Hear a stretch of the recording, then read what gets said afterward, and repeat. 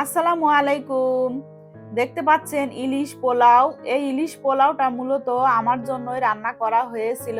আর এই রান্নাটা করেছিল আমার নাতি বেটার বউ আর আমার ভাসুরের মেয়ে।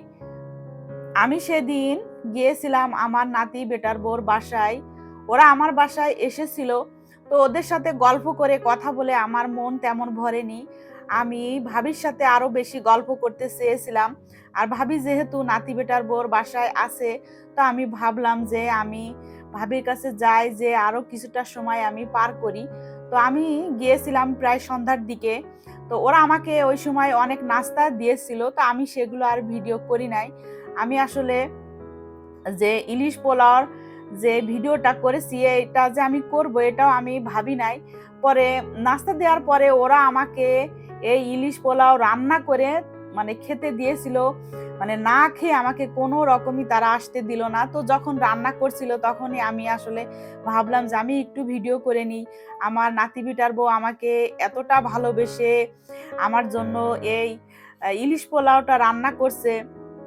তো আমার আসলে খুব ভালো লাগছিল যে ওরা কত ছোট, আর ওরা এত ছোট হয়েও আমাকে এতটা ভালোবাসে এটার জন্য।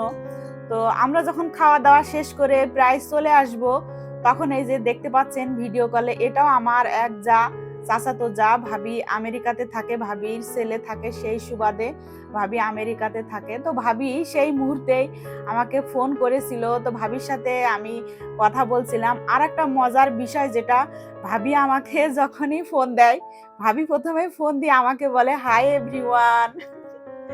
তো আমার আসলে খুবই এটা মাঝে মাঝে হাসিও পায়, আবার ভালোও লাগে যে ভাবি আমাকে ফোন দিলেই বলবে এটা।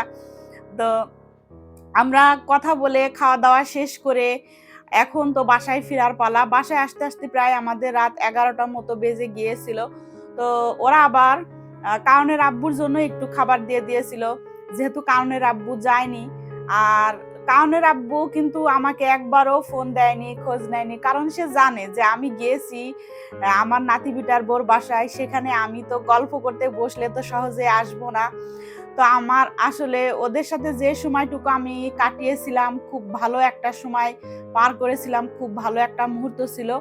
আর এই যে এটা নাতি বিটার বোর ছেলে, সে তো মহা খুশি আমাদেরকে পেয়ে।